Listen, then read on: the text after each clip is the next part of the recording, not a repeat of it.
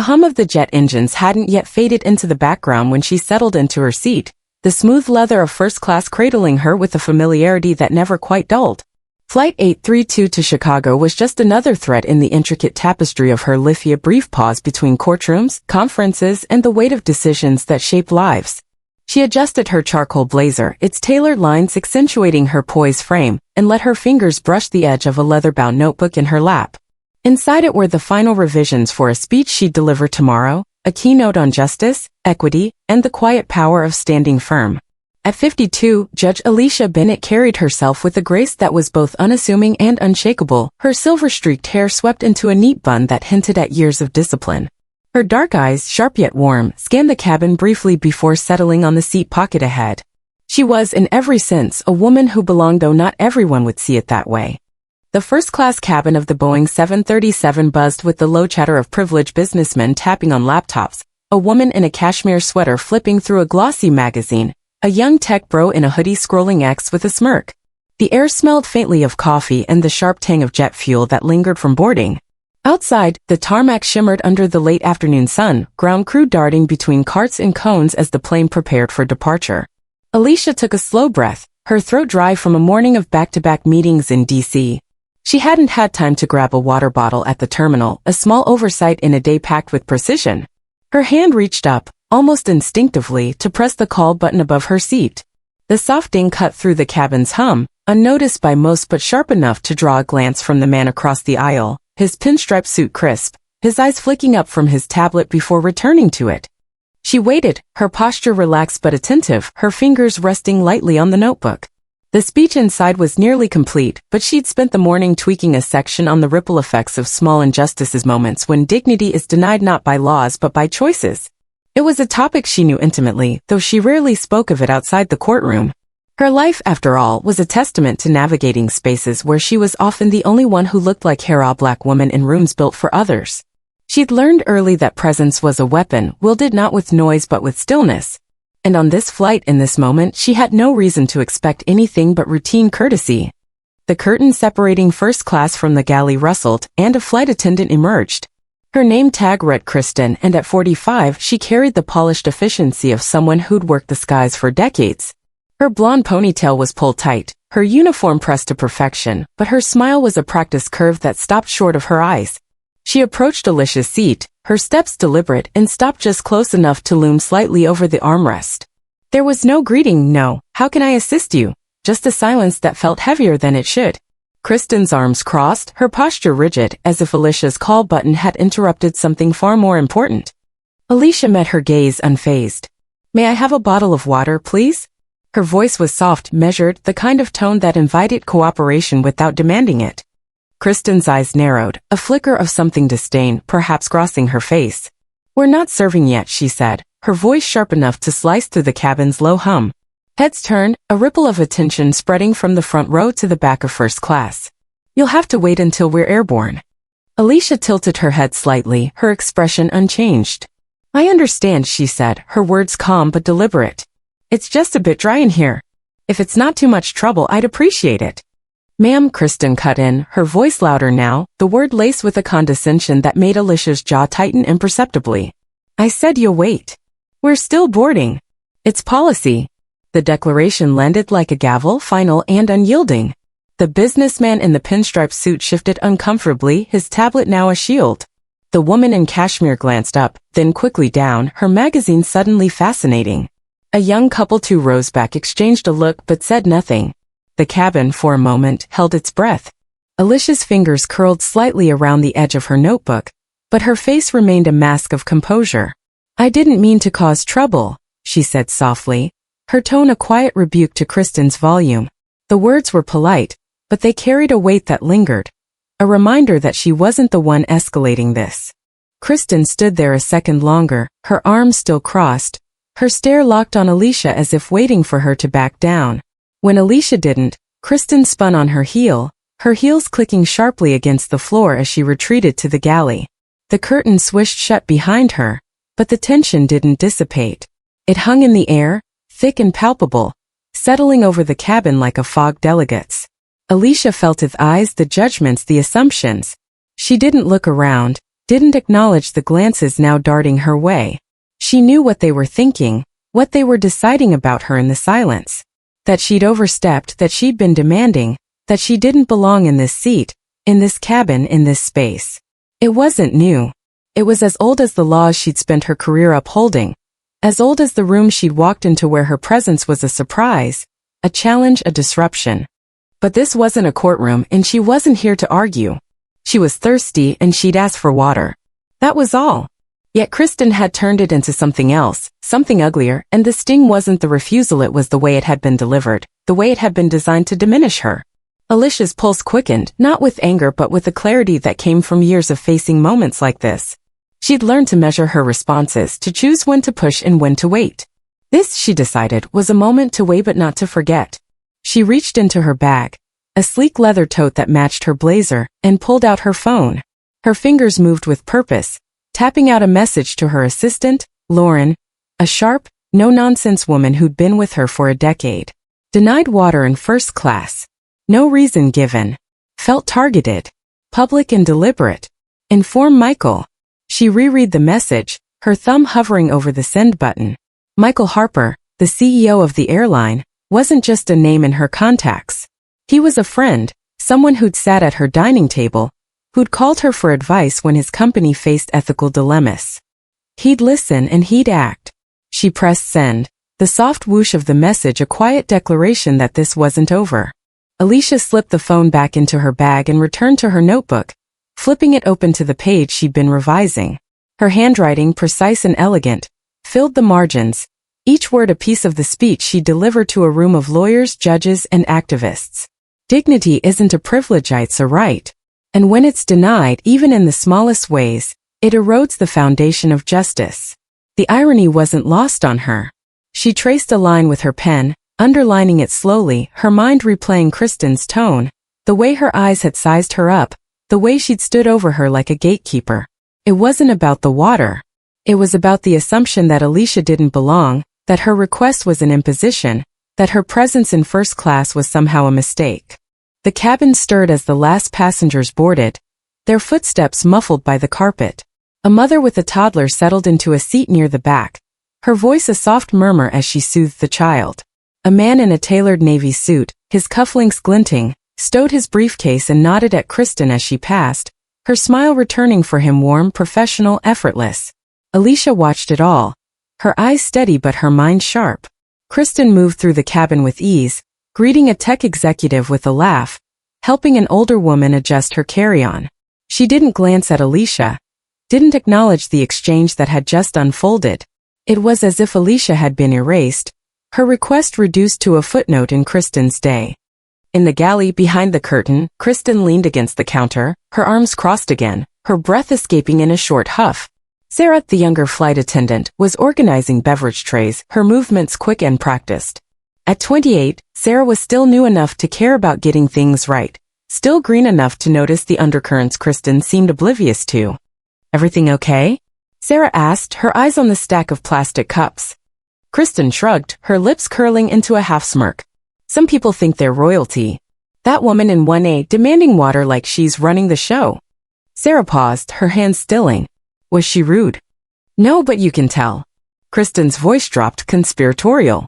"It's the attitude. The entitlement. Like she expects the world to bend for her." Sarah frowned, stacking the cups again. "Maybe she was just thirsty." Kristen snorted, turning to the beverage cart. "She'll live. Rules are rules." Sarah didn't respond, but her silence said enough. She'd worked with Kristen long enough to know her edges sharp, especially when it came to certain passengers.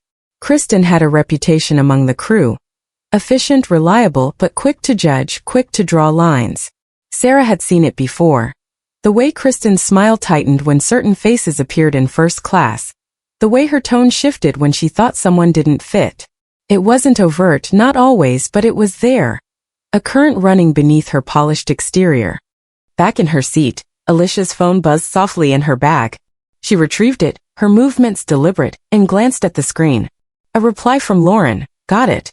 Michael's been notified. He's asking for details, flight number, specifics." "You okay?" Alicia's lips pressed together, a faint line of resolve. She typed quickly. Flight 832 to Chicago. Publicly shamed for asking for water. Not the first time, but this was bold. I'm fine, but it needs addressing. She hit send, then locked the phone and set it on the tray table, face down. The message was a spark, and she knew it. Michael wasn't the kind of man to let something like this slide. He'd call, he'd investigate, he'd show up if he had to. And when he did, the silence in this cabin, the silence of Kristen, of the passengers, of the system that let this happen, would be hers to carry. Alicia leaned back, her eyes drifting to the window. Outside, the tarmac blurred as the plane began to taxi, the world slipping past in streaks of asphalt and orange cones. She didn't need to look at the passengers to know they were watching her now, their glances quick and cautious, their judgment settling like dust. She'd felt it before, in courtrooms and boardrooms, in elevators and lobby, the weight of being seen but not acknowledged, of being present but dismissed. It was a weight she'd learned to carry, to transform, to wield. And today on this flight she'd carry it again. The seatbelt sign blinked on, the captain's voice crackling through the speakers with the usual pre-flight spiel. Alicia fastened her belt, her hands steady, her notebook still open in her lap. The plane turned toward the runway, the engines roaring louder now, a reminder of the journey ahead. But for Alicia, the journey had already begun, not with the pushback from the gate, but with a single ding of a call button, a single request for water, a single moment that would ripple far beyond the confines of this cabin. Kristen stood at the front, her smile back in place as she demonstrated the safety procedures, her movements mechanical but precise. She didn't look at Alicia, didn't need to. She'd made her point, drawn her line, and moved on. But Alicia hadn't moved on. She sat still, her presence a quiet force, her silence a promise. This wasn't over. Not by a long shot. And as the plane lifted off, the ground falling away beneath them, Alicia Bennett knew one thing for certain. When the wheels touched down in Chicago, the world would know it too. The plane climbed steadily, the low rumble of the engine settling into a dull roar as Flight 832 sliced through the late afternoon sky. In first class, the cabin had regained a semblance of normalcy, or at least the illusion of it. The businessman in the pinstripe suit tapped away at his tablet, his brow furrowed over a spreadsheet. The woman in the cashmere sweater sipped a mimosa, her eyes drifting lazily over the clouds outside her window. The young tech bro in the hoodie chuckled at something on his phone, his earbuds drowning out the world. But beneath the surface, the air was thick with an unspoken tension, a residue of the clash that had unfolded just minutes ago. And at the heart of it sat Judge Alicia Bennett, her presence a quiet storm, her silence louder than the engines. Alicia's hands rested on her leather-bound notebook, her pen poised over a line sheet underlined. Small injustices are the seeds of larger ones. The words, written for her keynote speech, felt like a prophecy now. She hadn't expected to live them so vividly today, but here she was, the sting of Kristen's dismissal still fresh. The flight attendant's voice, sharp, condescending, deliberately loud, echoed in her mind, not because it was new but because it was familiar. She'd heard that tone before, in courtrooms where her authority was questioned, in boardrooms where her ideas were overlooked, in everyday moments where her presence was met with skepticism. It was the sound of being measured and found wanting, not for what she'd done but for who she was. She glanced at the tray table, where her phone lay face down, the message to her assistant, Lauren, still unanswered.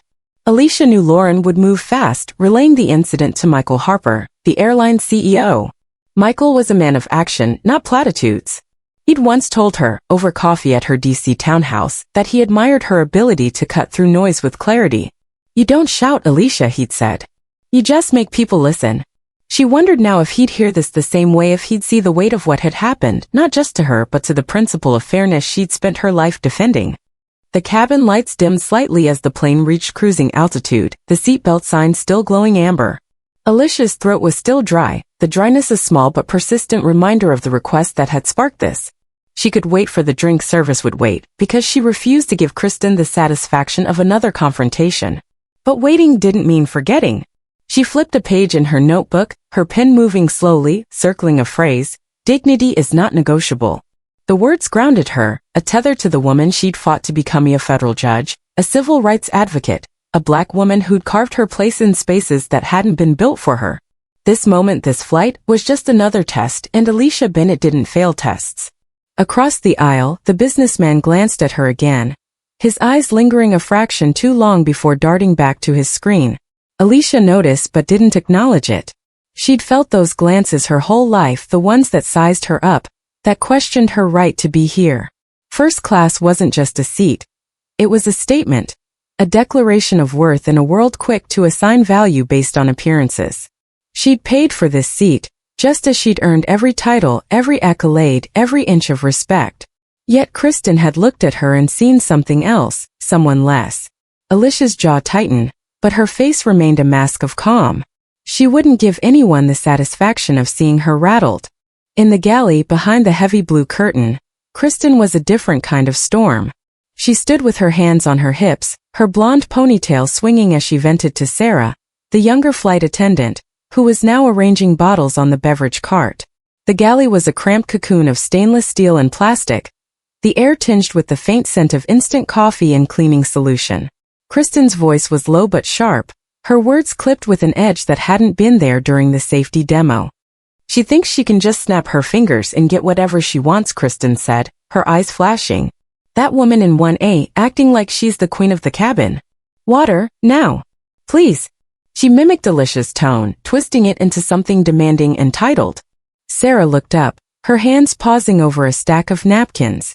At 28, she was still learning the ropes of the job, still navigating the unwritten rules of dealing with passengers, and with Kristen, who'd been flying longer than Sarah had been alive.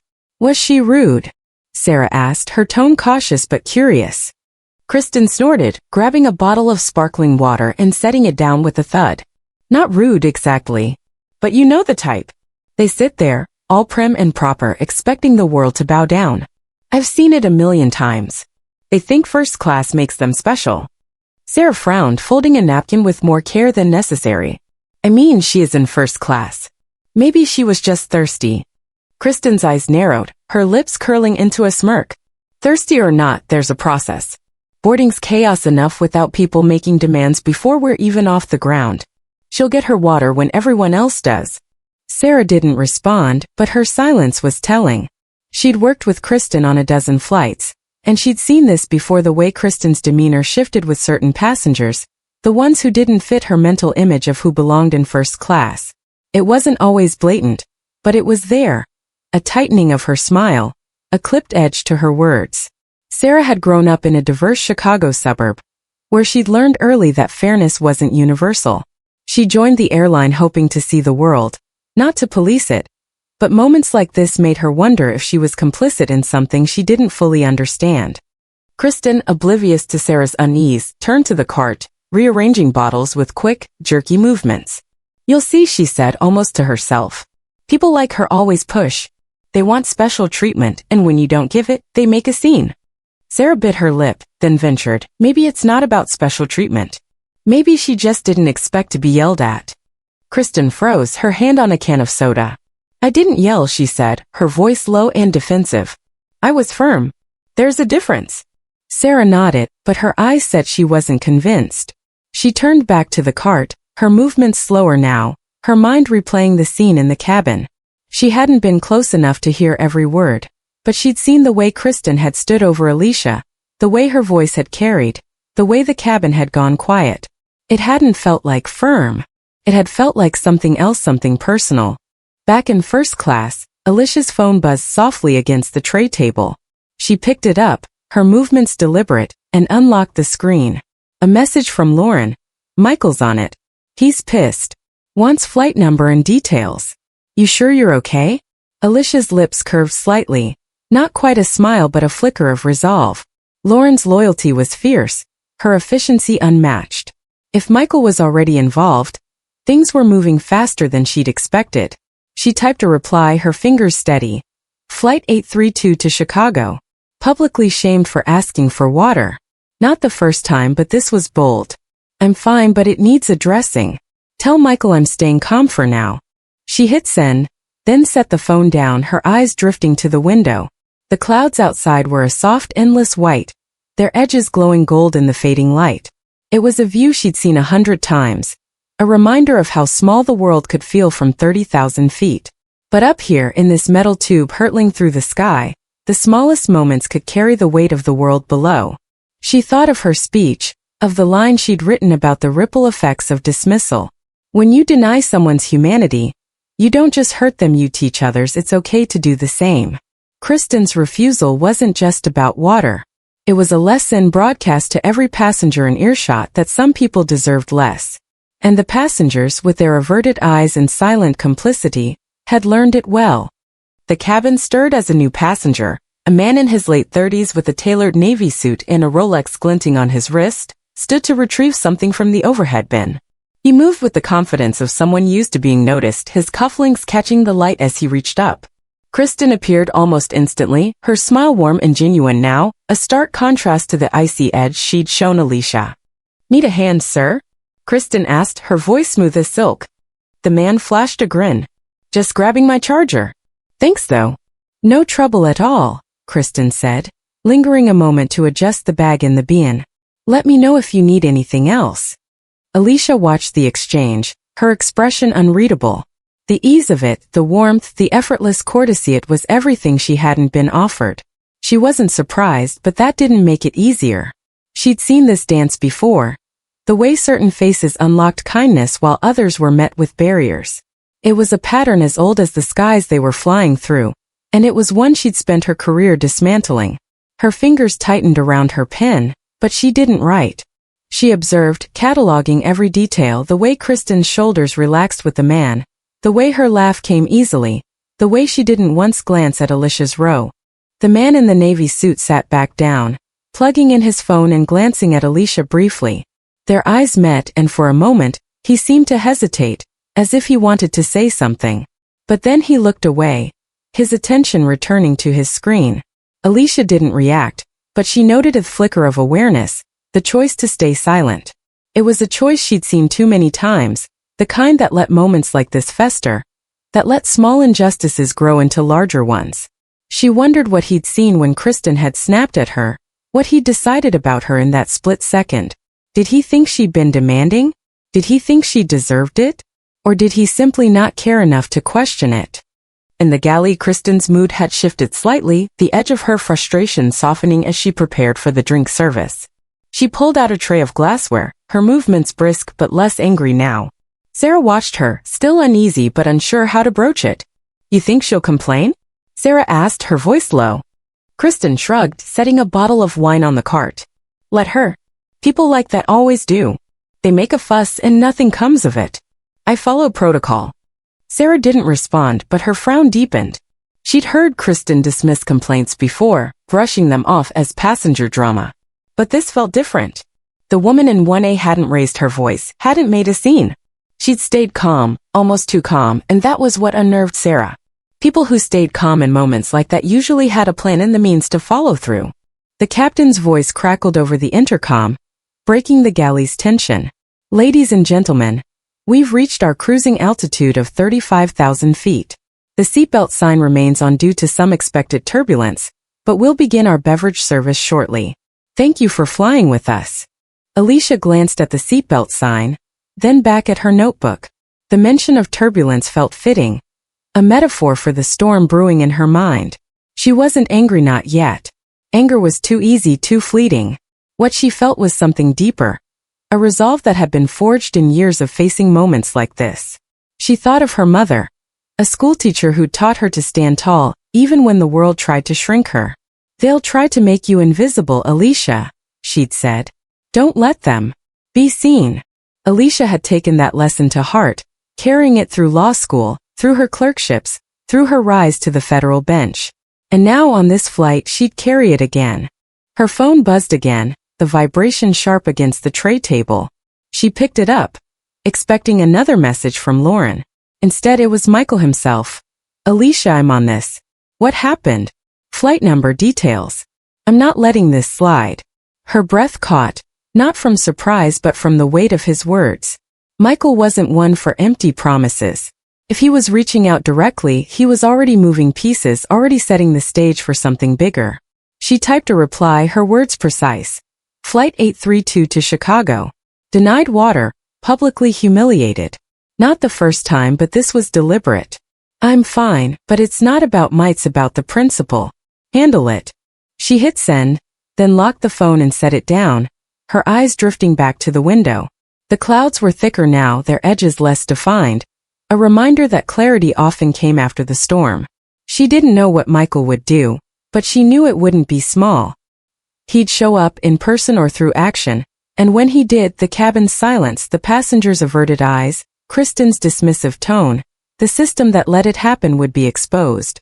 Alicia leaned back, her hands folding over her notebook, her heart steady but her mind racing. This wasn't just a flight anymore. It was a reckoning, and it was only just beginning. In the galley, Kristen was oblivious to the message that had just been sent, to the wheels already turning thousands of miles away. She checked her watch, then turned to Sarah. "Let's get the cart ready. These people will start whining if we don't serve soon." Sarah nodded, but her eyes lingered on the curtain on the cabin beyond. She thought of the woman in 1A, of the way she'd sat there, calm and composed, even as Kristen's words had cut through the air. Sarah didn't know who she was, didn't know the power she held, but she felt a quiet force that made the galley feel smaller, the rules less certain. And as the plane soared through the turbulence, Sarah couldn't shake the feeling that something was coming, something bigger than a bottle of water, something that would change everything. The cabin of Flight 832 hummed with the deceptive calm of routine, the kind that masks a storm waiting to break. At 35,000 feet, the plane sliced through a sea of clouds, the turbulence warning long forgotten as the seatbelt sign flickered off. In first class, passengers settled into their ritual, sipping drinks, scrolling screens, pretending the earlier clash had never happened. But it had, and its echoes lingered in the glances that darted toward Seat 1A, where Judge Alicia Bennett sat, her leather-bound notebook open, her pen still. Her face was a study in composure, but her eyes burned with a quiet fire, a resolve that had been stoked by Kristen's sharp dismissal and the cabin's complicit silence. This was no longer about a bottle of water. It was about a line drawn in the air, and Alicia was ready to cross it. The curtain to the galley rustled, and Kristen emerged, pushing the beverage cart with a practiced ease that belied the tension in her shoulders. Her blonde ponytail swung with each step, her uniform pristine, but her smile was tighter now, a thin veneer over something unsettled. She moved through the cabin, offering wine to the businessman in the pinstripe suit, exchanging a light joke with the woman in the cashmere sweater, nodding warmly at the man in the navy suit with the Rolex. Her voice was smooth, professional, a stark contrast to the edge she'd wielded against Alicia. The passengers responded in kind, their smiles easy, their requests met with a nod and a right away. It was a performance, and Kristen was a master until she reached Alicia's row. Alicia looked up from her notebook, her gaze steady but neutral as Kristen slowed the cart. The air between them crackled, a silent challenge neither acknowledged aloud. "Something to drink?" Kristen asked, her tone clipped, her eyes fixed on the cart rather than Alicia's face. "Water, please," Alicia said, her voice soft but deliberate, each word a reminder of the request that had sparked this. Kristen's jaw tightened, a muscle twitching faintly. She reached for a bottle of water, her movements deliberate, almost exaggerated, as if to prove she was in control. She poured it into a glass, the liquid glugging softly, and set it on Alicia's tray table with a careful precision that felt more like a statement than a service. "Anything else?" she asked, still avoiding eye contact. Alicia took the glass, her fingers brushing the cold surface. "No, thank you," she said, her tone unchanged, but her eyes held Kristen's for a fraction longer than necessary. It was a look that said she saw everything, the delay, the reluctance, the thin veil of courtesy. Kristen nodded curtly and moved to the next row, her cart rattling slightly as she pushed it forward. The exchange was over, but the damage was done, and both women knew it. The water, delivered too late, was no longer the point. It was the performance of power, the assertion of who held it, and Alicia wasn't here to play that game. She sipped the water, the coolness soothing her throat but doing little to quell the fire in her chest. Her mind replayed the earlier moment, Kristen's loud refusal, the cabin's silence, the way every passenger had chosen comfort over conscience. She thought of her speech, the line she'd circled in her notebook, "Dignity is not negotiable." Kristen had tried to negotiate it, to reduce Alicia's worth to a policy, a procedure, a moment of dismissal. But Alicia wasn't diminished. She was resolute, and she knew the message she'd sent to Michael Harper, the airline CEO, was already rippling through channels far beyond this cabin. Michael wasn't a man who sat idle. He'd act, and when he did, this flight would be remembered for more than its turbulence. In the galley, Kristen leaned against the counter, her hands gripping the edge as she exhaled sharply. The cart was parked beside her, bottles and cans glinting under the fluorescent light. Sarah, the younger flight attendant, was wiping down the counter, her movements slow, her eyes flicking toward Kristen with a mix of concern and curiosity. The galley was a cocoon of routine, but the air felt heavier now, charged with the weight of what had happened and what might still come. "You okay?" Sarah asked, her voice low, almost hesitant. Kristen's lips pressed into a thin line. "Fine," she said, but her tone was sharp, a warning not to push. She grabbed a stack of napkins, folding them with more force than necessary. "Just tired of people thinking they can run the show." Sarah paused, a damp cloth in her hand. She didn't seem like she was trying to run anything. She just asked for water. Kristen's eyes flashed, her ponytail swinging as she turned to face Sarah. "It's not about the water, Sarah. It's the attitude." The way she sat there, all calm and superior, like I'm her personal servant. "I've been doing this for 20 years. I know how this works." Sarah frowned, setting the cloth down. "I don't know." It felt personal. The way you talked to her, it was louder than it needed to be. Kristen's hand stilled, her fingers tightening around the napkins. "I was firm, not loud. There's a difference. You'll learn that when you've been at this as long as I have." Sarah didn't respond, but her silence was a rebuke. She'd seen Kristen's firmness before, the way it sharpened with certain passengers, black passengers, brown passengers, anyone who didn't fit her mental image of first-class clientele. It wasn't always overt, but it was there. A pattern Sarah had noticed but never named. She thought of her own family, her Puerto Rican grandmother who taught her to read people's intentions, to see the truth behind their words. Kristen's intentions hadn't been about policy. They'd been about control, and Sarah couldn't shake the feeling that she'd miscalculated this time. The in-light phone rang, a shrill beep that cut through the galley's tension. Kristen grabbed it, her movements brisk, expecting the captain with an update on the flight path. "Yes," she said, her voice professional but clipped. The voice on the other end wasn't the captain's. It was deeper, colder, and it carried an authority that made Kristen's breath catch. "Ms. Larson, this is Captain Reynolds. I need you in the cockpit. Now." Kristen's face paled, her hand tightening around the receiver. "Is something wrong?" she asked, but the line was already dead. She hung up, her fingers trembling slightly, and turned to Sarah. "The captain wants me. Keep the cart moving." Sarah nodded, her eyes wide. "What's going on?" "I don't know," Kristen snapped, straightening her jacket. "Probably some routine check." But her voice lacked conviction, and as she stepped out of the galley, her heels clicked faster than usual, a rhythm of unease. In first class, Alicia felt the shift before she saw it. The curtain parted and Kristen strode past, her posture rigid, her face a mask of forced calm. Alicia's eyes followed her briefly, then returned to her notebook. She didn't need to guess what was happening.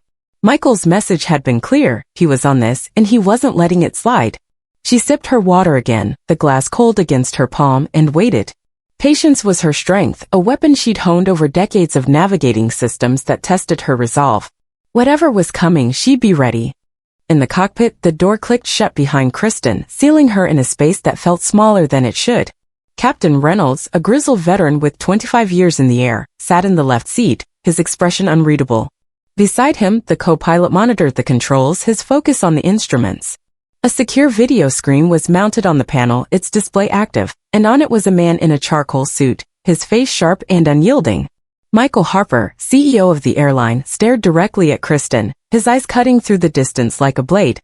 "Ms. Larson," the captain said, his voice flat. "Explain what happened with the passenger in 1A. Kristen's throat tightened, but she squared her shoulders, her training kicking in. "She asked for water before service began," she said, her tone measured. "I told her she'd have to wait until we were airborne. It's standard procedure." Michael's voice came through the speaker, low and controlled but laced with an edge that made Kristen's stomach drop. "Is it also standard procedure to humiliate a passenger in front of the cabin? To raise your voice for a basic request?" Kristen's breath caught, her mind racing. She hadn't expected this, not a direct call, not from the CEO himself. I didn't mean for it to sound that way," she stammered. "I was just enforcing policy." Michael's eyes didn't waver. "The passenger you dismissed is Judge Alicia Bennett, a federal judge, a civil rights advocate, and someone who had every right to be treated with respect. You didn't just deny her water. You singled her out, publicly, and for no reason other than your own assumptions." Kristen opened her mouth, then closed it, her face flushing. She felt the captain's eyes on her, the co-pilot's silence a weight in the room. "I didn't know who she was," she said, her voice smaller now. That's not the point, Michael said, his tone sharpening. You don't get to choose who deserves courtesy based on what you think you know. You made a choice and it was the wrong one. Kristen's hands clenched at her sides, her nails digging into her palms. I'm sorry, she said, the words automatic, a reflex from years of defusing complaints. It won't happen again. Michael leaned closer to the camera, his voice dropping to a near whisper. It won't because you're going to fix this now. You'll apologize to Judge Bennett publicly, clearly, no excuses. And when you land, you'll report to my office. Understood. Kristen nodded, her throat too tight to speak. The screen went dark, and the captain gestured to the door. Go, he said, his voice devoid of sympathy. Kristen turned, her steps unsteady, and left the cockpit, the door clicking shut behind her like a gavel. Back in the cabin, the passengers were stirring, the drink service in full swing. Sarah moved the cart with a nervous energy, her eyes darting toward the curtain as Kristen reappeared. Kristen's face was pale, her lips pressed into a thin line, but she forced a smile as she rejoined Sarah. Keep going, she muttered, grabbing a tray of glasses. I've got something to handle. Sarah hesitated, then whispered, what happened?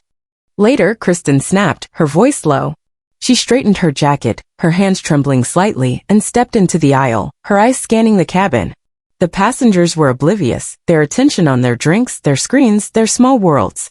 But when Kristen stopped at Alicia's row, the cabin hushed, a collective intake of breath as heads turned. Alicia looked up, her pen pausing mid-sentence, her gaze locking onto Kristen's. There was no anger in her eyes, no triumph, just a steady, unyielding calm that made Kristen's stomach twist. The passengers watched, some openly, others pretending not to. The businessman lowered his tablet, his fingers still. The woman in cashmere set her mimosa down, her eyes wide. The young tech bro pulled out an earbud, his phone tilted as if to record. Judge Bennett, Kristen began, her voice softer than it had been all flight, but it wavered, betraying her unease. I want to apologize for earlier. I mishandled your request, and I'm sorry if I caused any discomfort. The words hung in the air, rehearsed and hollow. A script delivered under duress. Alicia set her pen down, her movements deliberate, and leaned back slightly, her eyes never leaving Kristen's. You didn't mishandle a request, she said, her voice low but firm, cutting through the cabin like a blade. You made a judgment about me, about who I was, about whether I belonged here. I've flown this airline for decades, Kristen. First class, business, economy. I've seen how people are treated when no one's watching. And I know what it looks like when someone decides you're less. Kristen flinched, her face reddening, but she didn't move. The cabin was silent now, the clink of glasses and hum of conversation gone. A man in a polo shirt 2 rows back lowered his phone, his thumb hovering over the record button. A young woman in a blazer leaned forward, her eyes fixed on Alicia. The weight of their attention pressed against Kristen, but Alicia's words pressed harder. I asked for water, Alicia continued, her voice steady, each word a measured strike. You didn't just say no. You made a spectacle of it, a lesson for everyone here that some people don't deserve courtesy. That was your choice, not a misunderstanding. Own it. Kristen's lips parted, but no words came. She stood frozen, her hands clasped tightly in front of her, her eyes darting to the passengers, then back to Alicia. I'm sorry, she said again, her voice breaking. I didn't mean to. You did, Alicia said, her tone unwavering. And every person watching knows it. I'm not interested in your rehearsed lines. If you're sorry, fine. But understand this, what you did wasn't about policy. It was about power, and you used it to diminish me. That's not something you fix with words. That's something you answer for. The cabin was a vacuum, the silence so heavy it seemed to pull the air from the room. The man in the navy suit shifted uncomfortably, his cufflinks glinting as he looked away. The young couple exchanged a glance, their whispers stilled. The tech bro's phone was still tilted, capturing every word, every second of the exchange. Kristen's face burned, her eyes glistening, but she didn't cry. She nodded once, a jerky motion, and turned, retreating to the galley with steps that lacked her earlier confidence. The curtain swished shut behind her, but the tension didn't break, it settled, a weight on every shoulder in the cabin. Alicia picked up her glass, taking a slow sip, her movements calm but deliberate. She didn't look at the passengers, didn't acknowledge their stares. She didn't need to. The power had shifted and it wasn't going back. Her notebook lay open, the line she'd written staring back at her. Dignity is not negotiable. She traced it with her pen, a quiet affirmation, and returned to her revisions. But her mind was elsewhere, replaying the exchange, the way Kristen's apology had crumbled under scrutiny, the way the cabin had watched, judged, and stayed silent. They weren't innocent, these passengers. They'd chosen to watch a woman be humiliated and done nothing. Now they were watching her reclaim her space, and the discomfort was theirs. In the galley, Kristen leaned against the counter, her breath uneven, her hands pressed to her face. Sarah stood nearby, the beverage cart abandoned, her eyes wide with a mix of shock and unease. "What was that?" Sarah whispered, her voice barely audible. Kristen didn't answer right away. She stared at the floor, her mind replaying Alicia's words. "You made a judgment about me." They cut deeper than she'd expected, not because they were loud but because they were true. She'd spent years believing she was fair, that her firmness was professionalism, that her instincts were sound. But Alicia had stripped that away with a few calm sentences, exposing a truth Kristen hadn't wanted to face. "Kristen."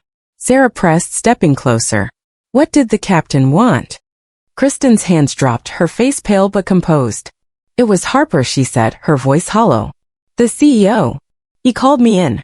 He knew everything." Sarah's eyes widened. "The CEO? How?" "I don't know," Kristen snapped, then softened, her shoulders slumping. "She must have complained. She's a judge, Sarah. A federal judge. Harper knows her."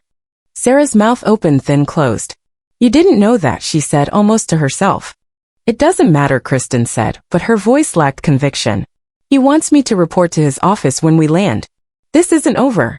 Sarah didn't respond, but her silence was heavy with questions. She thought of the woman in 1A, of the way she'd sat there, calm and unyielding, even as Kristen's words had rung through the cabin. Sarah had seen passengers complain before loudly, angrily, demanding managers or refunds. But this was different. This woman hadn't raised her voice, hadn't made a scene. She'd dismantled Kristen with nothing but truth, and now the CO was involved.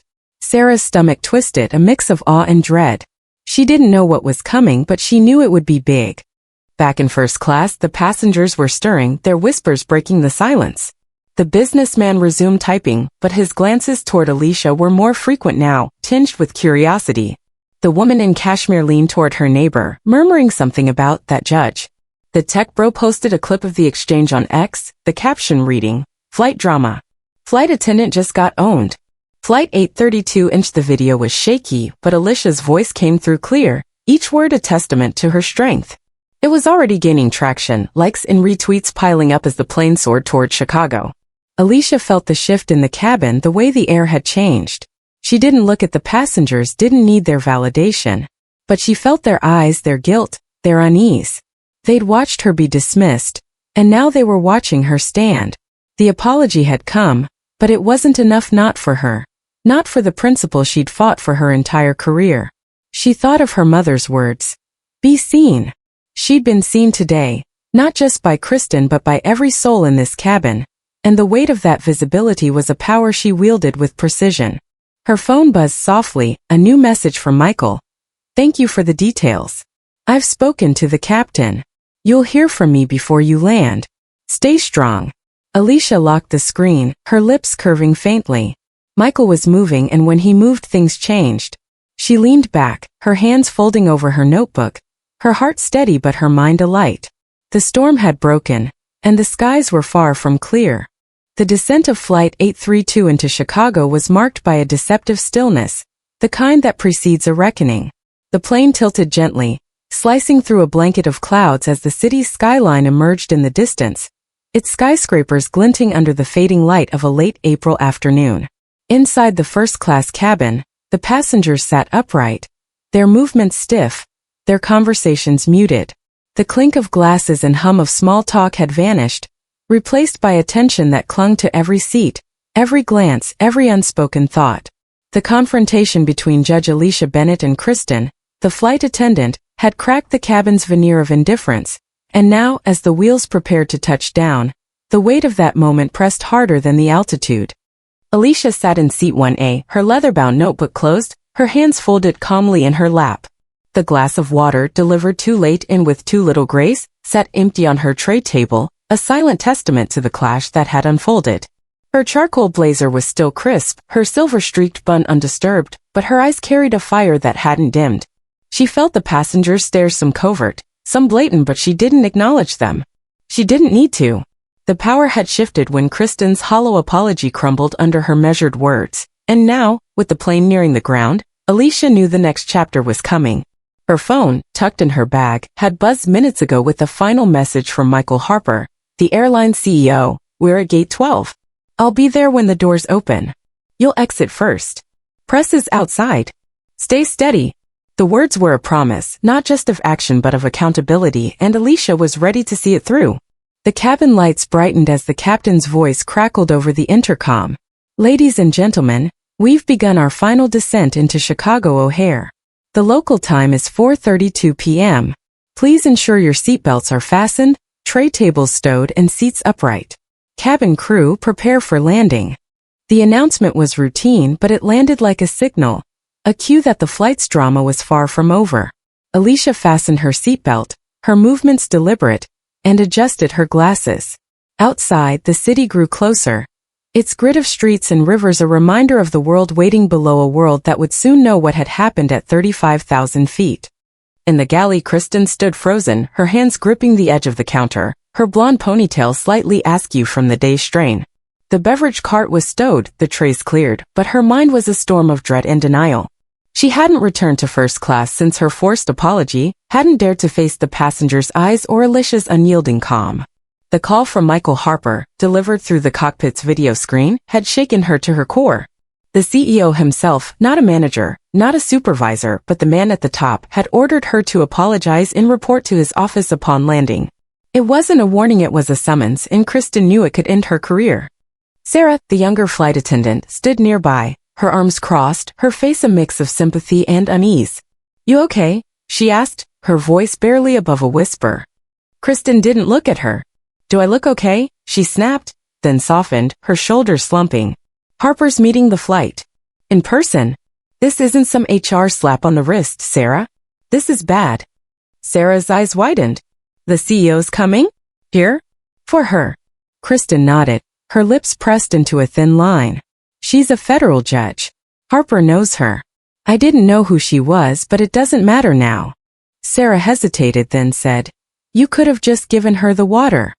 Kristen's head snapped up, her eyes flashing. "Don't start. I follow protocol." "I didn't know she stopped, her voice breaking. The excuse felt hollow, even to her. She hadn't followed protocol.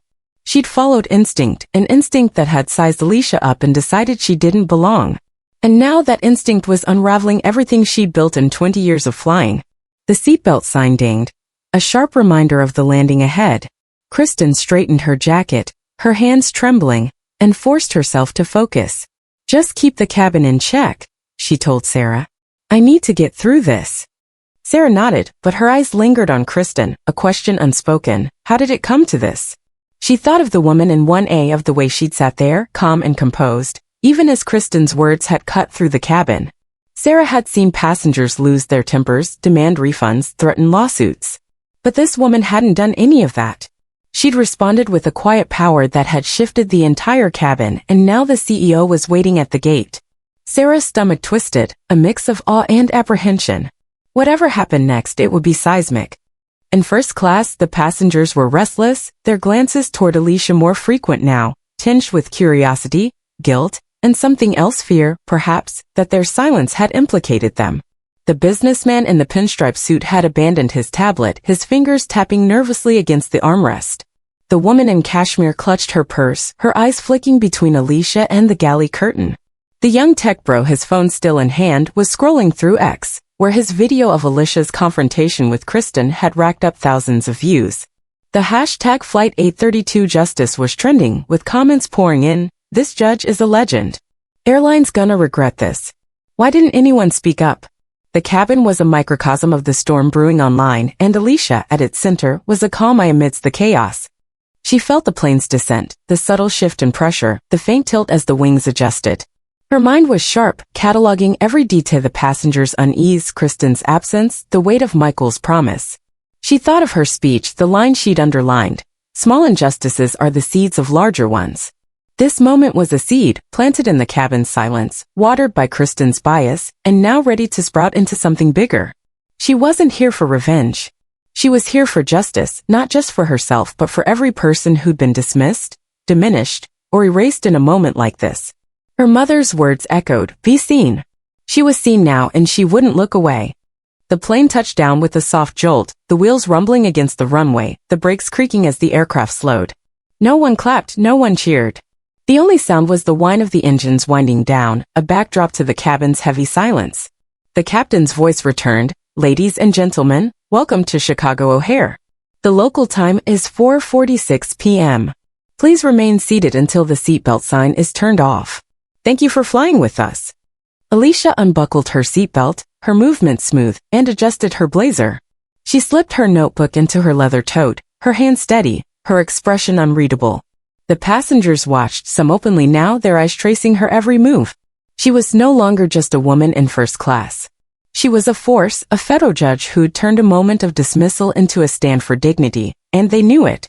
The seatbelt sign dinged off and the cabin stirred, but no one stood. Two uniformed crew members appeared at the front, their postures formal, their faces neutral. Sarah stepped out from the galley, her voice low but clear. "We're asking for passenger 1A to deplane first," she said, her eyes flicking toward Alicia. "Please remain seated." The announcement landed like a thunderclap, silencing the whispers. The businessman froze, his hand on his briefcase. The woman in cashmere's mouth opened then closed. The tech bro's phone tilted again, capturing the moment as Alicia rose, her tote on her shoulder, her steps calm and unhurried. She didn't glance at the passengers, didn't need to. The silence said enough, the guilt in their eyes, the weight of their inaction. Kristen stood at the back of the galley, her arms stiff, her face pale. She didn't make eye contact, didn't speak. Her world was unraveling and Alicia was walking away from it. At the cabin door, the jet bridge stretched ahead.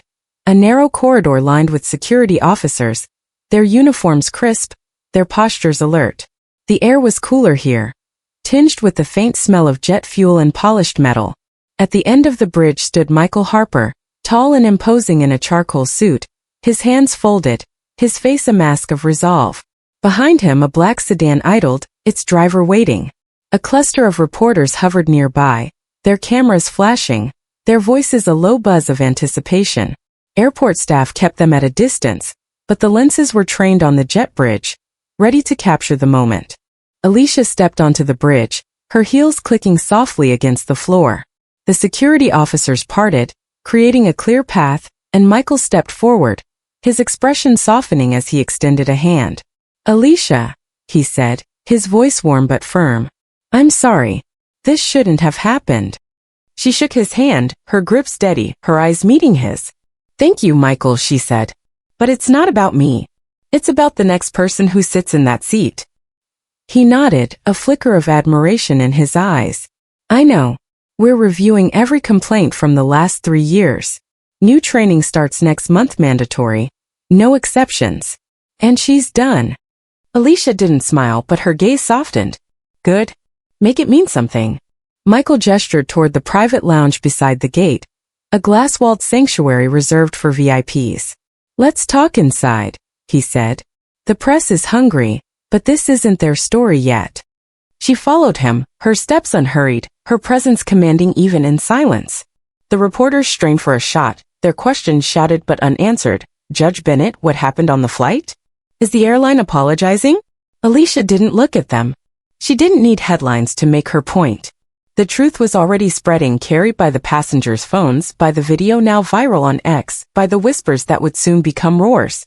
Inside the lounge, the air was quiet, the space furnished with sleek leather chairs and a mahogany table.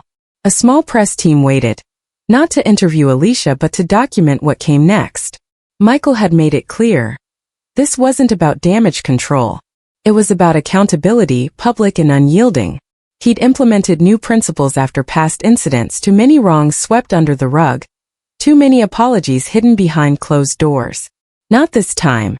The lounge's windows overlooked the gate, where the plane was still docked, its passengers waiting to deplane. Alicia took a seat, her tote at her side, her posture relaxed but alert. Michael sat across from her, his expression a mix of resolve and regret. "I've got the flight report," he said, sliding a folder across the table. "Every detail you sent, every word from the captain. It's being escalated to the board. But I need to know what you want from this, Alicia. A statement?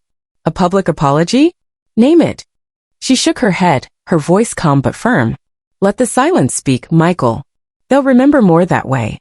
But make sure it doesn't happen again, not to anyone. He nodded, his jaw tight.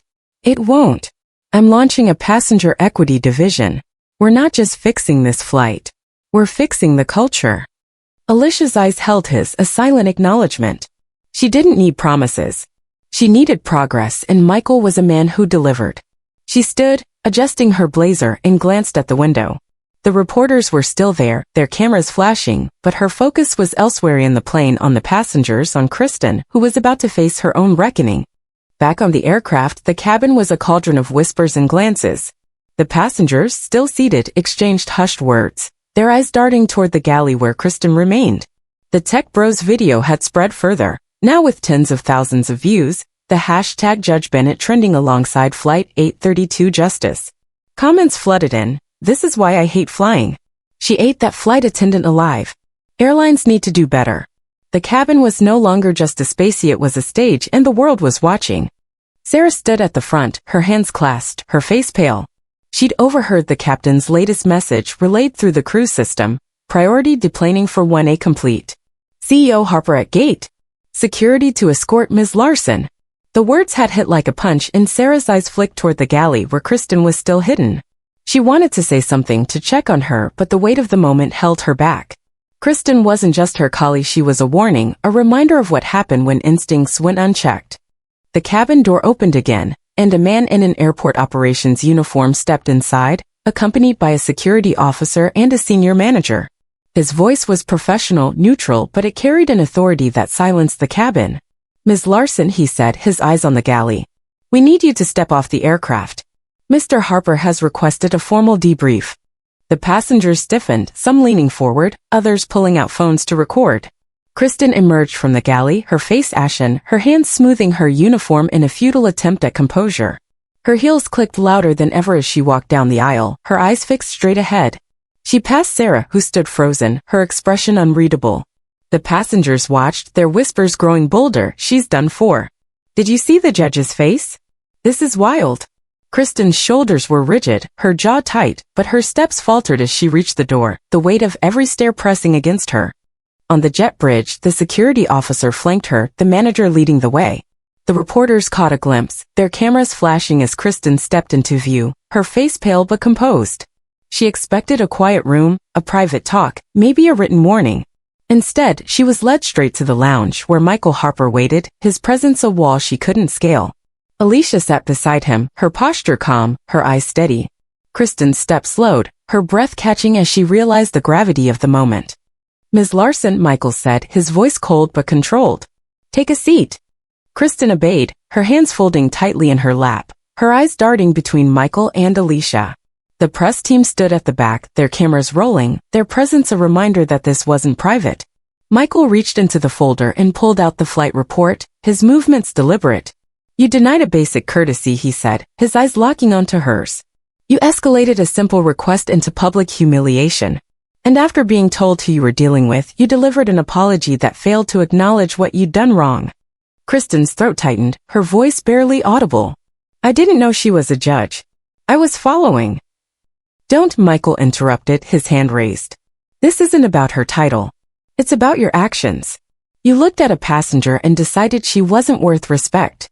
That's not policy. That's bias. Alicia spoke, her voice low but piercing. I asked for water, Kristen. You saw me and decided I didn't belong. That was your choice. I've spent my career writing laws to protect people from decisions like yours, but no law can change what you think. Only consequences can. Kristen's eyes glistened, but she didn't cry. She nodded, her hands trembling.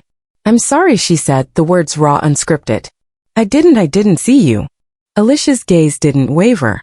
You didn't just disrespect me. You taught every passenger who watched that some people deserve less. That's not something you fix with an apology.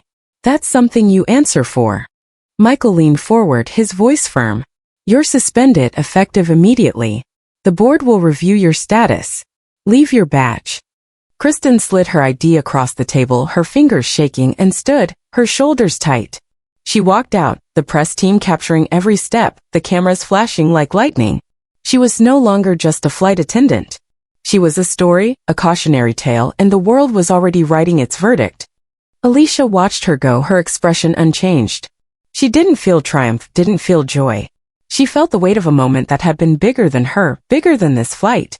Michael turned to her, his voice softer now. "Would you like us to release a statement?" She shook her head. "Let the silence speak. They'll feel it more that way." He nodded, a faint smile breaking through. "You're something else, Alicia." She stood, her tote on her shoulder, and glanced at the window. The plane was emptying now, the passengers streaming onto the jet bridge, their phones still out, their voices a low buzz. The story was spreading, and it would keep spreading in X on news feeds in conversations that would outlast this flight. Alicia didn't need to speak. Her presence had spoken for her, and it would echo long after she left. As she stepped out of the lounge, the reporters surged forward, their questions a cacophony. "Judge Bennett, what's your next move? Will you sue the airline?" She walked past, her steps steady, her silence a shield. The black sedan waited, its door open, and she slid inside, the city unfolding before her.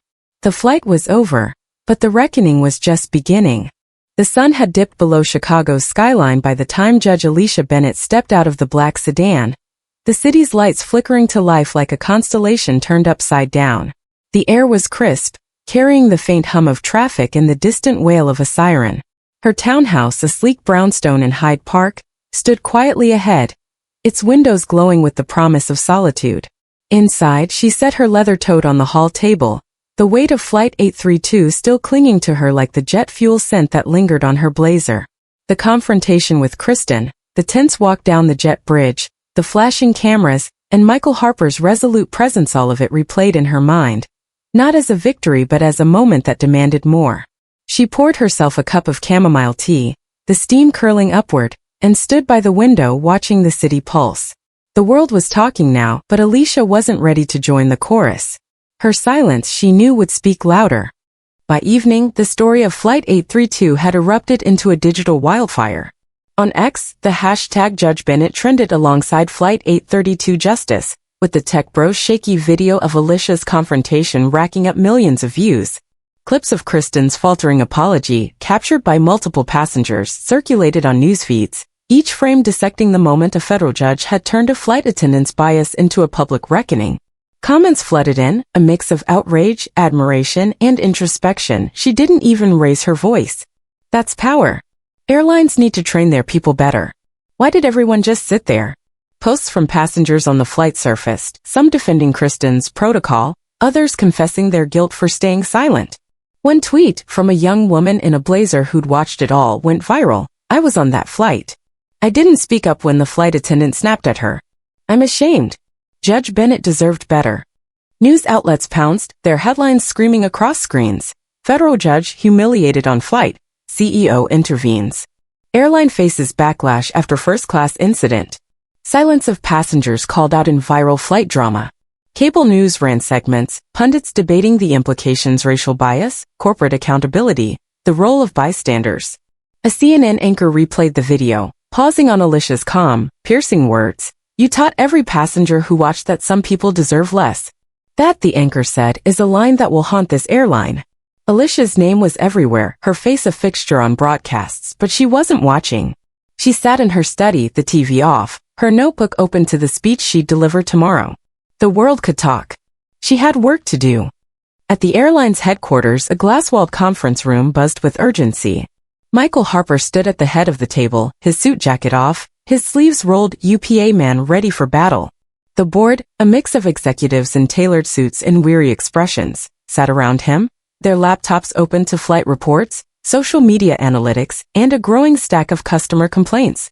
The room smelled of coffee and stress, the city's skyline a stark backdrop through the windows.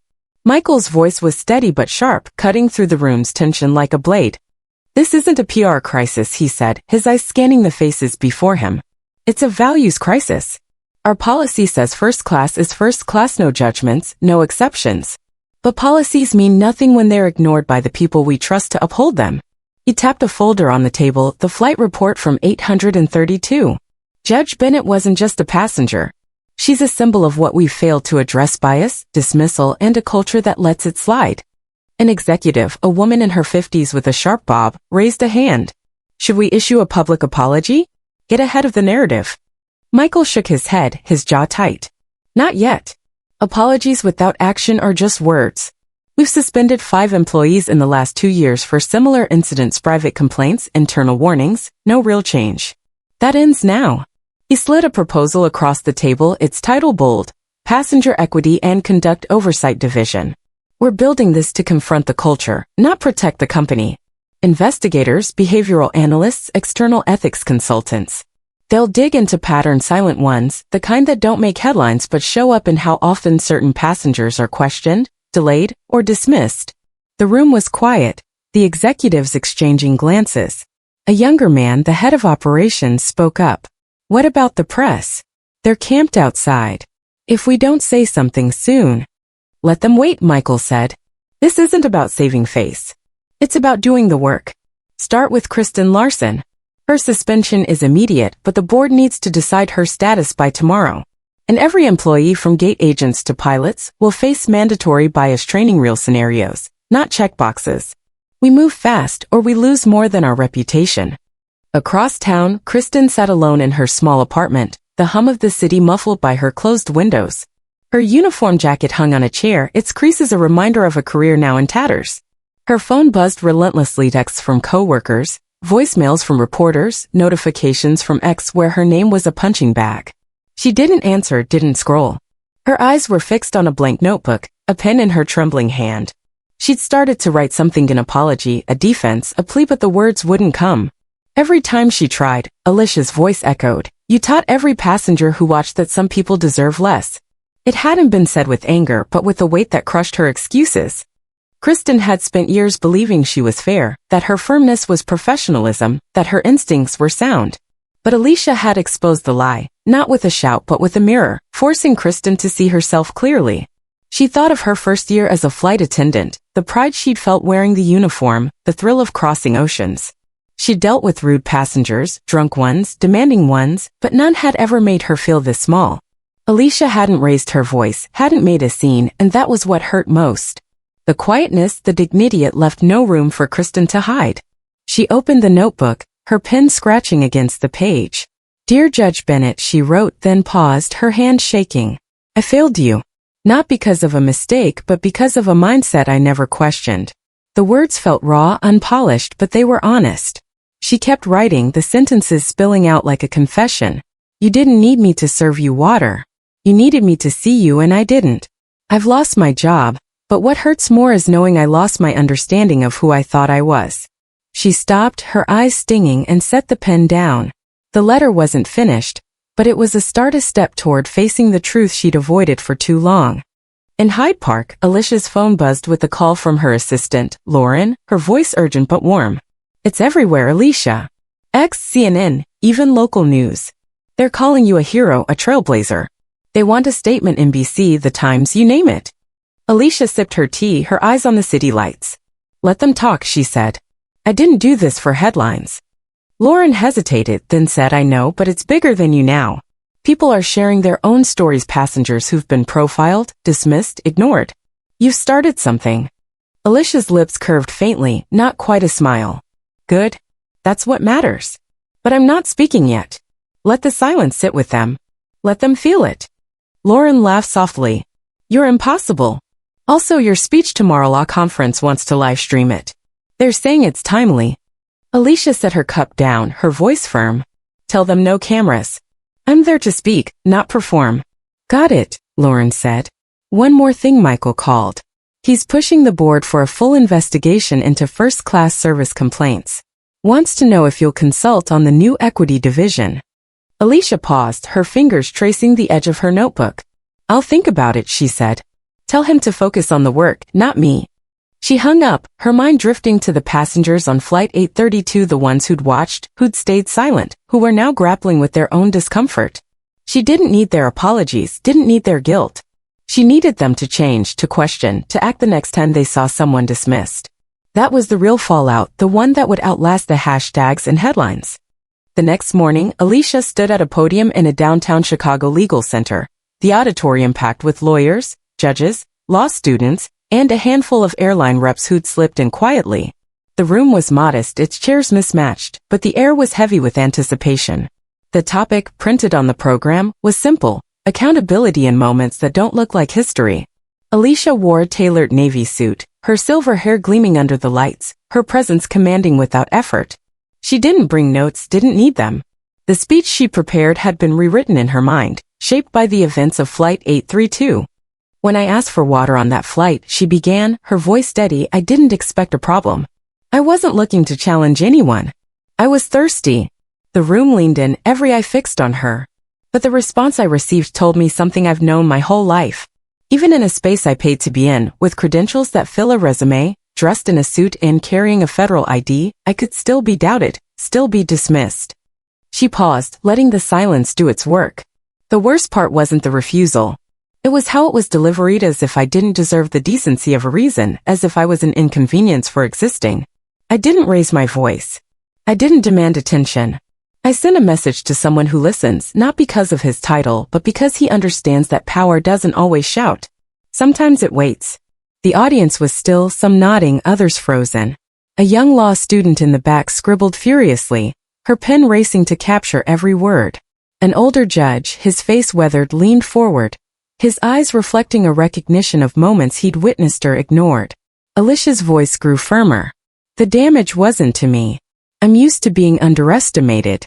The damage was to the passengers who watched and said nothing, who chose comfort over conscience. That's what stays with me. This isn't just about a flight. It's about how quickly we choose silence when injustice isn't ours to bear. A murmur rippled through the room, heads nodding, throats clearing. Alicia leaned slightly forward. I didn't make history on that flight. I watched it repeat itself again and again. What changed this time was that someone was watching who had the power to make people listen. She stepped back, her eyes sweeping the room. Don't wait for that someone. Be them. The room stood, not for applause but for understanding, a slow wave of respect that felt more profound than cheers. Alicia didn't linger. She nodded once, then left the podium, her heels clicking softly as she exited the stage. Later, a young black woman approached her in the hallway, her voice trembling. My dad's been profiled on flight skipped for service, questioned about his seat. Thank you for showing it's not just him. Alicia met her eyes, her voice soft but firm.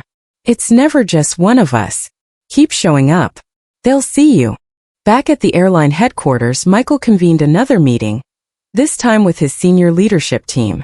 The room was smaller, the mood grimmer. Kristen's suspension had been formalized, her termination pending board approval. Michael stood by a whiteboard, a timeline scrawled in black marker. Incident review, training overhaul, equity division launch. We're not waiting for the news cycle to die down, he said. We're moving now. Every complaint from the last 24 months first-class economy, doesn't matter, gets a second look. We're not just fixing what happened to Judge Bennett. We're fixing what let it happen. An HR director, a man with thinning hair and a nervous tic, spoke up. What about Larson? She's asking to write a letter to Judge Bennett. Should we allow it? Michael paused, his eyes narrowing. If it's genuine, yes. If it's a plea to save her job, no. She needs to face this, not spin it. Across the city, Kristen sat at her kitchen table, her notebook open, the letter to Alicia taking shape. I've lost my job, she wrote, but what hurts more is knowing I lost my way. I thought I was fair, but I wasn't. I saw you and decided you didn't belong. And I'll carry that shame forever. I'm learning now, and I hope it matters even if it's too late for you to care. She folded the paper, her hand steady for the first time in days, and sealed it in an envelope. It wasn't redemption, but it was a steep, raw, painful step toward truth. On X, the conversation grew louder, with passengers from other flights sharing their stories.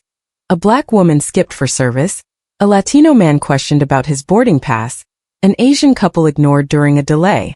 The hashtag airline justice became a rallying cry, a space for voices long silenced. Alicia didn't read the posts, didn't watch the news. She sat in her study, her tea cold, her mind on the work ahead. The speech had been delivered, the incident had sparked change, but the real work, the quiet, relentless work of dismantling bias, was just beginning. In the days that followed, the airline issued a brief statement, not an apology but a commitment. We're reviewing our practices and investing in training to ensure every passenger is treated with respect.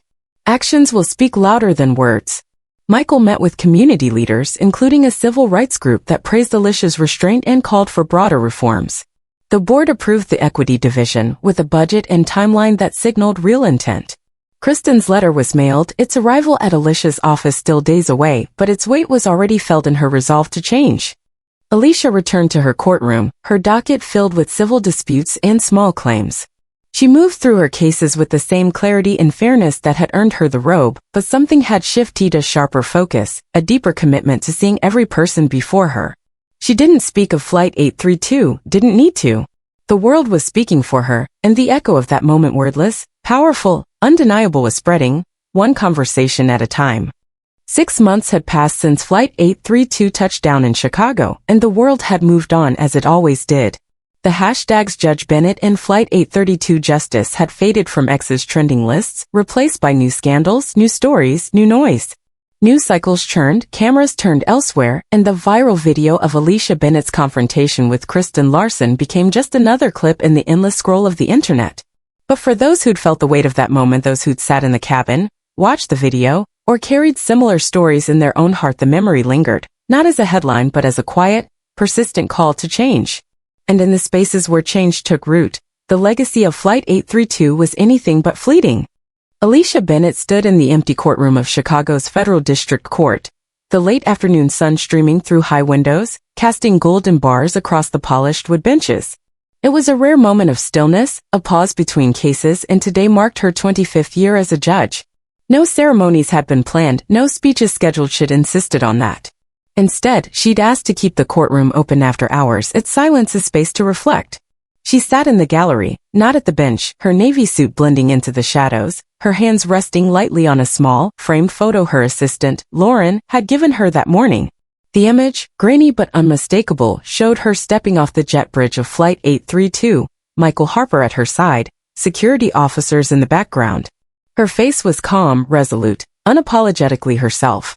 Beneath the photo, a plaque read, "The silence you held taught more than words ever could." Alicia ran her thumb along the frame's edge, her expression unreadable. The photo wasn't a trophy, it was a reminder. She hadn't asked for that moment, hadn't sought the cameras or the hashtags. She'd asked for water, and in doing so, she'd exposed a truth that rippled far beyond the cabin of a Boeing 737. She thought of the passengers who'd watched, their silence a choice that had enabled Kristen's dismissal. She thought of Kristen herself, her faltering apology, her pale face as she left the lounge. And she thought of the letter, delivered weeks ago, now tucked in a folder in her study, raw, handwritten confession from a woman who'd lost everything but found something in its place, accountability. The courtroom was a place of judgment, but today, Alicia wasn't here to judge. She was here to remember every case she'd presided over, every person who'd stood before her, every moment she'd fought to be seen. She wasn't supposed to be here, not as a black woman, not as someone who'd grown up in a Chicago housing project, not as someone who'd refused to play the roles others expected. But she was, and she'd done it without raising her voice, without compromising the dignity she'd spent a lifetime defending. Flight 832 hadn't changed her.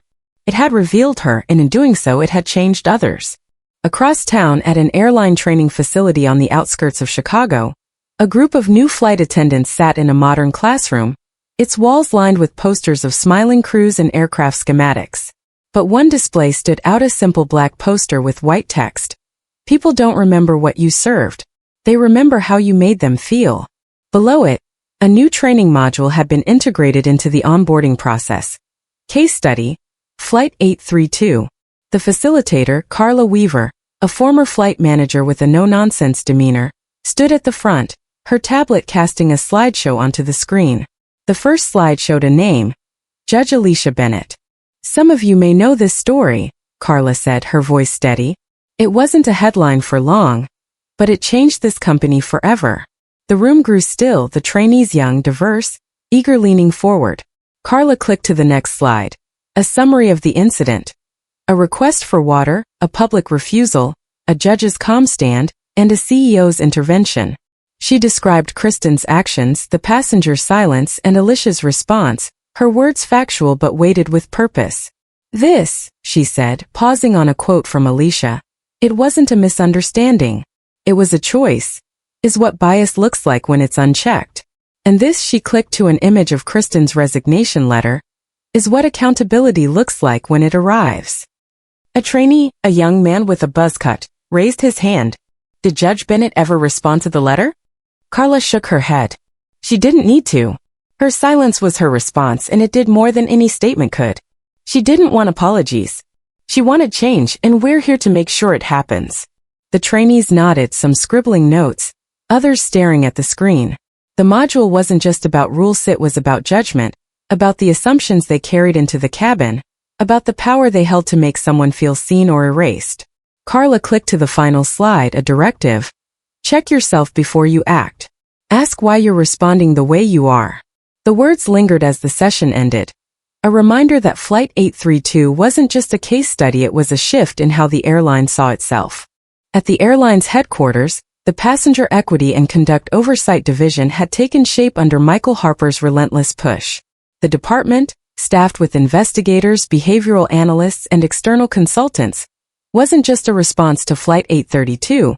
It was a commitment to rooting out the silent patterns of bias that had gone unchecked for too long. Quarterly ethics workshops had replaced outdated training modules, with scenarios drawn from real complaints, including Flight 832. Flight attendants now shadowed passengers of diverse backgrounds, and evaluation forms included a new question. Did you feel seen? Every response was reviewed by someone with the power to act. Michael had insisted on Secresino press releases, no fanfare. If we're doing this for headlines, he told his team, we're doing it wrong. The changes weren't perfect. Some employees resisted, grumbling about overreach or woke policies. But the data spoke. Complaints about differential treatment dropped by 15% in the first quarter, and passenger satisfaction in first class rose. Michael stood in his office, the city skyline stretching beyond his window, and read a report from the Equity Division. A pattern had emerged: certain passengers, often Black or Latino, were questioned about their boarding passes more frequently. The finding wasn't a surprise, but it was a start, a crack in the system that could now be addressed. This, he told his chief of staff, is what Judge Bennett gave us a chance to see what we've ignored. In a small community center on Chicago's South Side, Alicia sat among a circle of women, their chairs arranged around folding tables littered with coffee cups and notebooks. The group, part of a reentry program for formerly incarcerated women, had invited her to speak not as a judge, but as someone who'd lived through a moment they understood. The room smelled of stale coffee and hope, the walls plastered with flyers for job fairs and GED classes. Alicia didn't take the head of the circle. She chose a chair among them, her navy blazer swapped for a simple sweater, her presence warm but unassuming. I wasn't humiliated on that flight because of my job, she said, her voice steady. I was humiliated because someone decided I didn't look like I belonged. The women nodded, their eyes reflecting stories of banks, hospitals, and job interviews where they'd heard the same unspoken verdict. You felt that, Alicia continued. Maybe not on a plane, but somewhere. The tone, the dismissal, the doubt. I didn't fight back with volume. I fought with presence, and that was enough. A woman, no older than 30, with tired eyes and a soft voice, leaned forward. What if you don't have a title? What if no one cares who you are? Alicia looked at her, her gaze unwavering. Then your presence is still your power. You don't need a robe or a microphone. You just need to know your worth. Carry it, and they'll feel it, even if they pretend not to. The room fell quiet, the words sinking in. Another woman, older, with gray braids, spoke up. I saw you on the news. You didn't say much, but it stuck with me. Made me tell my daughter to stand up next time someone skips her in line. Alicia nodded, a faint smile breaking through. That's why I did it. Not for me, but for her. The session ended, but the women lingered, sharing stories, asking questions. Alicia listened, her presence a bridge between their experiences and her own. She didn't need to tell them she was a judge. They saw her, and that was enough. Across town, in a nondescript office near the airport, Kristen sat across from a new flight attendant, a young Latina woman named Anna, who was 3 weeks into her training. Kristen wasn't there as Krish been terminated, her career ended by the board's unanimous vote. But she'd negotiated one condition during her exit, the chance to return as a guest speaker in the airline's new ethics mentorship program. It wasn't redemption, but it was purpose, a way to teach what she'd learned the hard way. She wore jeans and a gray sweater, her polished uniform a memory, her face unadorned but honest. I used to think I was fair, Kristen told Anna, her voice steady but raw. I thought following rules was enough. But fairness isn't just equal treatment, it's equal thought. It's asking why you're about to say no, why you're hesitating, why you're looking at someone and deciding they don't belong. Anna scribbled notes, her eyes wide. Do you think she'll ever forgive you? She asked, her voice soft. Kristen smiled faintly, a mix of sadness and resolve. She doesn't need to. Judge Bennett gave me something more. She made me see myself clearly. I don't walk through airports the same way anymore. I don't see people the same way. Whatever I do next, I'll carry that. Anna nodded, her pen pausing. She thought of her own family, of the times her brother had been questioned at check-in, of the glances she'd ignored because they weren't aimed at her. Kristen's words weren't just a lesson, they were a mirror, and Anna was determined to look into it. In Alicia's study, the letter from Kristen sat in a slim folder marked personal correspondence, alongside a note from her mother, a thank you from a plaintiff, and a challenge from a mentor who doubted her. She'd read it twice when it arrived, her breath catching at the line, "You needed me to see you, and I didn't." It wasn't about forgiveness, it was about recognition, a rare moment when someone faced their failure without excuses. Alicia didn't respond, didn't need to. The letter was proof that change wasn't always loud. Sometimes it was a whisper, carried by someone who'd learned to listen. She stood by her window, the city lights a familiar comfort. The headlines had faded, but the impact hadn't. It lived in the airline's new training, in the stories shared on X, in the women at the community center who now stood a little taller. It lived in Kristen, who'd lost her job but found her conscience.